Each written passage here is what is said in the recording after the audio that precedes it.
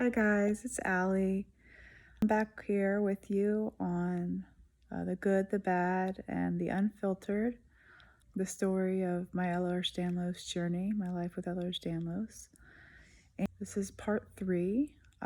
Last time I talked to you about life in college with Ehlers Danlos. Now I'm going to talk to you about what happens after I graduated college. So, first of all, I graduated college and I went on to be a teaching pro at one of the local racket clubs. I was very blessed to have that opportunity to do that. Thank you guys so much for giving me the opportunity to teach there. So wonderful. And I got to learn that another passion of mine is coaching and teaching tennis. Very soon after starting, I kind of realized that, my body I was just getting too tired in the heat. And I was like, it felt like I ran like a marathon with each lesson. So by the end of the day, I was just, ready to hit the bed, which for, a young person is just not normal. You get off of work and it's time to go, play and have fun, not time to go to bed. So I figured something was probably off, but like I said, I'd never complained about it, so I just kept going. After college, I met the love of my life, and we got engaged. And not soon after, literally the day after we got engaged, we went skiing, and the bottom of the hill, I didn't fall while I was skiing. It was just, of course, when I got finished at the bottom of the hill, I fell onto my outstretched arm, and you know what happened, right? My shoulder dislocated. Went back to physical therapy and tried to heal it on its own, and it just wouldn't stay in. I had damaged it too much, so I had to have surgery to get it repaired and tightened back up. And I guess all those years of college tennis, it did stretch back out because I didn't know I had Ehlers Danlos. It was inevitable that it would stretch back out regardless of tennis or not. That just kind of perpetuated it faster. It was looking like I was going to need to have another one of those surgeries, so I did. And for whatever reason, I couldn't bounce back from this one. I bounced back from the ones in high school, but I don't know if it was that I was a little older, or at this time, this is what I was thinking. I don't know that I was a little older, I just wasn't able to get out of the pain, or the surgery was more difficult and just had more complications. But for whatever reason, I was just not able to recover and get out of pain. I grinned and bared it and tried, but this is the most, up until that point, was the most pain I had been in so far with the shoulder. It just wasn't, if you've ever had surgery, the healing rate after the first day and the second day and the third day significantly improves, with each day. And I just wasn't there. I wasn't having any improvement even within weeks, much less within days. I did as much as I could do with physical therapy after surgery, and my arm got just completely, stuck like this. And I couldn't move it any further. And the doctor, examined me, the surgeon, and said, I think you've scarred down. I think you have scar tissue, and you've scarred down completely. And we're going to have to go in there and remove that scar tissue so that you can move your arm again. So that's another symptom with Ehlers Danlos, is having the atrophic scarring and a lot of scar tissue problems. So at the time, I still didn't know I had it. So when he went back in and cleaned it up, and he said it was awful. He said that, that it made me feel like, not good, but what's the word? Like, it made me feel, I'm not sure what the word is, but it made me feel that I was, had acted appropriately. He said that when he went in there, my shoulder was all bloody, and scar tissue was just terrible and torn, and So that's why I was in so much pain. And so he said, this surgery would clean it up and make it feel so much better. So that I had my fourth surgery, and there was a couple of complications. One of the things he did, he did the AC joint as well, and he said in hindsight he shouldn't have done that. So he released the AC joint. And so here I go after my fourth surgery, and I still couldn't recover. And by this time I had had so much physical therapy. I got to know them very, very well. And I ended up getting a job offer, which was my dream job. In my background with, my degree in marketing and communications and sales, I had a large background in that. And so I got this job, and I was like, but I'm just not out of pain from this surgery yet. And they said, don't worry about it. Our physical therapist will be there for you. So all these things were falling into place. I got this dream job of mine, and I was engaged to this wonderful man, and we were planning on, we were going to get married. And I was in so much pain that I actually couldn't even plan our wedding. So, he gave me a preview of what a wonderful and supportive partner he is he planned the whole wedding. That was magnificent. One of the best days of my life. The best day of my life up until that point, for sure. And it was wonderful. All our friends and family were there, and we had a wonderful day. But my pain just kept getting worse and worse and worse. I never healed. We were going to all these doctors trying to figure out why. And I was going to the physical therapy at my work, and it just wasn't getting any better. And then on top of that, I'm out making sales calls, making my sales rounds in my car, and I get into a car accident, and somebody T-bones me right in the driver's side door. So if I already didn't have enough problems, that happens. And of course, everybody has something that happens to them like that. But I didn't know at the time, with all my connective tissue weakness and issues, I was so susceptible to injury. And so I just got worse, and I got to where I literally couldn't work anymore. So my husband and I had to go on medical leave for my job, and then eventually I had to quit the job from the pain, because of the pain. And we moved up to be closer to his parents, where he could focus on his job. And I just remember being in so much pain and not being able to even leave the house because of the pain. Even riding in the car, like the bumping in the car hurt so bad. But nobody could figure out what was going on. And so finally a surgeon did a investigative surgery, orthoscopic investigative surgery, to find out what was going on my shoulder. And, I woke up from the surgery, and I looked at him, and he had a smile on his face. So I was very encouraged. I was like, yes, okay, he fixed it. And he smiled, and he said, well, your joint was very, very loose, so I tightened that up. So that part of it's fixed. But you have stage 4, grade 4 global arthritis in your entire shoulder joint. You have no cartilage left.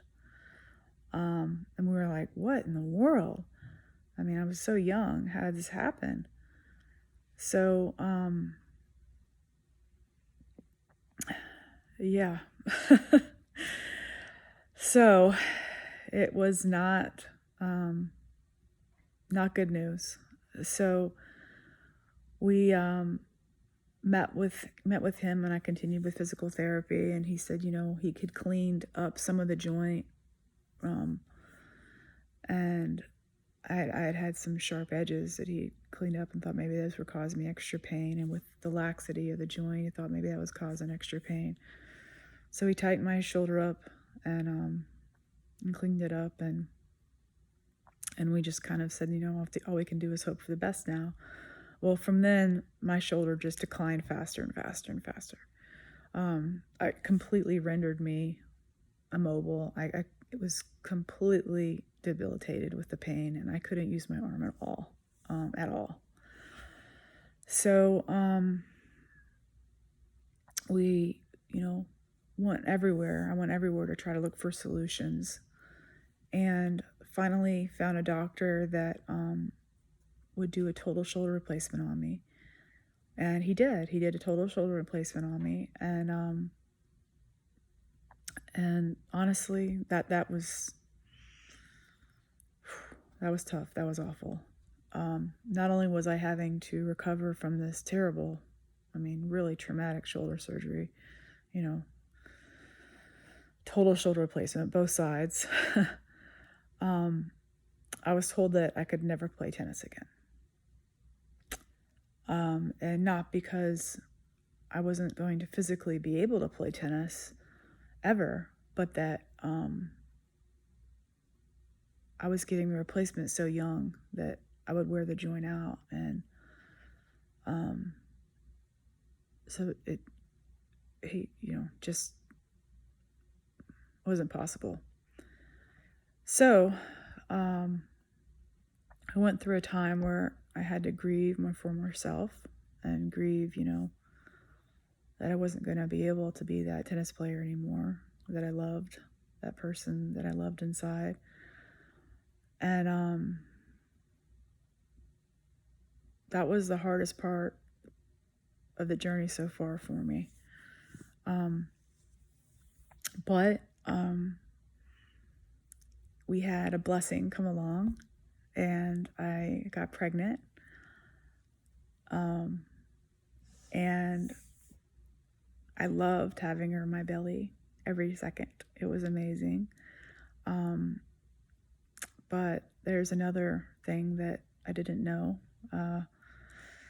Pregnancy's almost impossible when you have Ehlers Danlos. I got very, very sick. I was on an IV pump for 8.5 months and on bed rest for 8.5 months. And they had diagnosed me at the time with hyperemesis gravidarum, which just means throwing up all the time. So I was throwing up every day, all day long from the pregnancy. And I did it. I was able, I had a healthy baby girl, and they had to do a C-section and take her a little bit early because I was getting just sicker and sicker as the pregnancy progressed. But we both were able to get through it, and she was healthy, and that was the main thing I was most concerned about, because they were having to give me so much medicine and all these IVs, and she was born perfectly healthy. So my heart was so full. I had my husband and the new love of my life, our daughter, and it was amazing. I'd never been so in love before in my life with any little human being. And yeah, it was amazing. If anybody's on here is a mother or father, they know exactly the feeling I'm talking about. So I was so full of love, but I was in so much pain, and I couldn't care for her like I needed to be able to, because even though I had my total shoulder replacement, I lost all the ground I had gained on physical therapy from being in bed for 8.5 months. So my arm atrophied. And then I also had to have the C-section, which was another surgery I had to recover from. And both those things were very tough. With Ehlers Danlos, you have very slow healing. which is a symptom, and what I had for sure with both of these. It took me years to recover from both surgeries. Years before I didn't even have pain in my stomach from the C-section. And I imagine that a lot of women have had difficulties with those C-sections because they're no joke. Just because they happen so often doesn't mean they're an easy surgery. They're definitely no joke. So I was in more pain, and I couldn't care for my daughter, which was even a bigger heartbreak to me than not being able to play tennis. I mean, playing tennis was a part of losing myself, but not being able to take care of your daughter is a whole different level and of loss. And I should say feeling of loss, because I didn't have loss. She was there. I just couldn't take care of her like I wanted to. So we had to hire a nanny who was wonderful, absolutely wonderful. She helped me get through the phase, and my husband was absolutely wonderful, but he had to work full time to support the family. And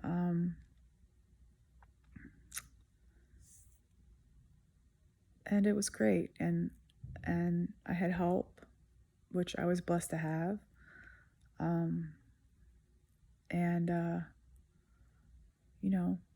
All things considered, was doing really well. And then my daughter was about 10 months old, and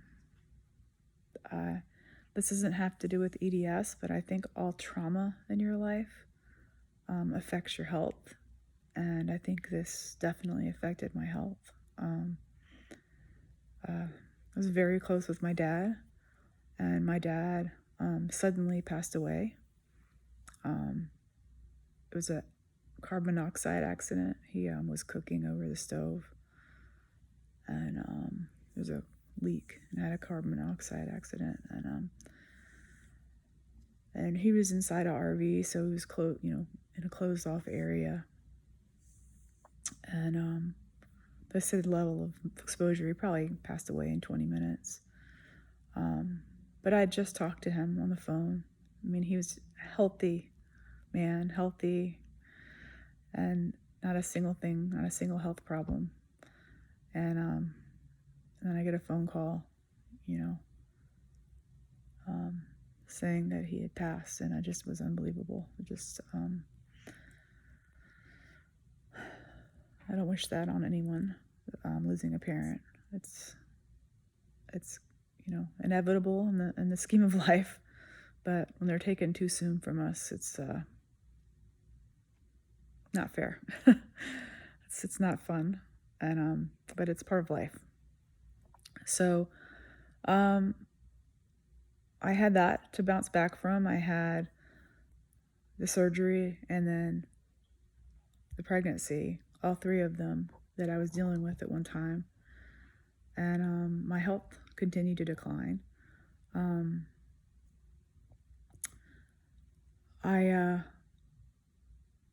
Looking back, I realized how well I handled things, and I'm very grateful for that. I'm very grateful for how well my husband handled everything, and my mom and my brother were all strong and there and present.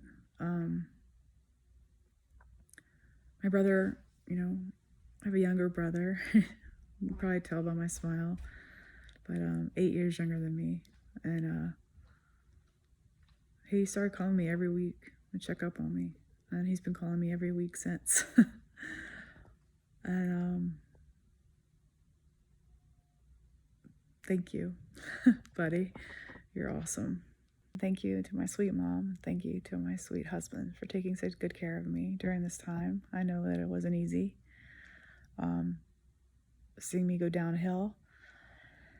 And I think maybe grasping for straws, I tried to find something that I could do that would bring value to myself, and then also, more importantly, I wanted to contribute to the family in some way.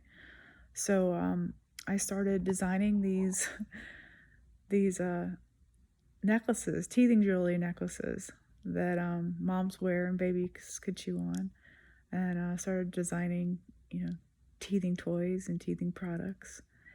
And this was something I could do because I could use my mind, and I could use my fingers. I just couldn't use my arm and put any weight on it, but I could, do this. So it was wonderful because I could be present and be there for my daughter emotionally and physically, and I could contribute financially towards the company because I started this business. And it was a business I didn't even mean to start. I just put one on. I started an Etsy shop. I put one on Etsy and it sold within a minute. And I put one on Etsy and it sold within an hour. And I put another one on there and it sold. And then all of a sudden, I sold out of product. And I was like, oh my gosh. I only had a small sampling because I didn't know if people were going to like what I did. I didn't know I had this creative side to me.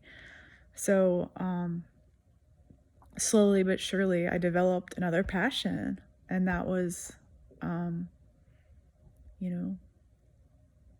designing,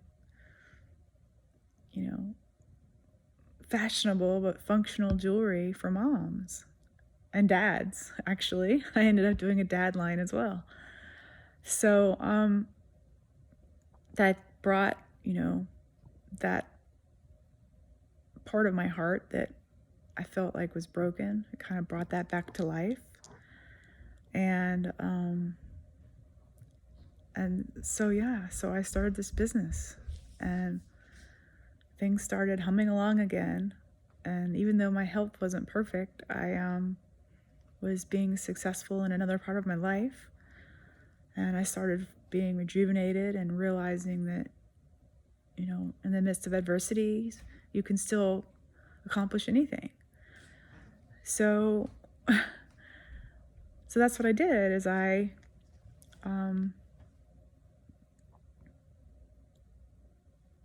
put all my heart into this business. And the part of me that, tennis fulfilled, I had this new passion and this new dream. And so something that my daughter, when she grew up, could be proud of. So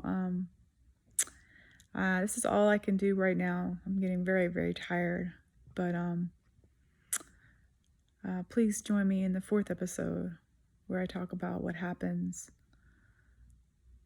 once the business takes off, and when I get sick and I get all my diagnoses. Thank you so much for all your support.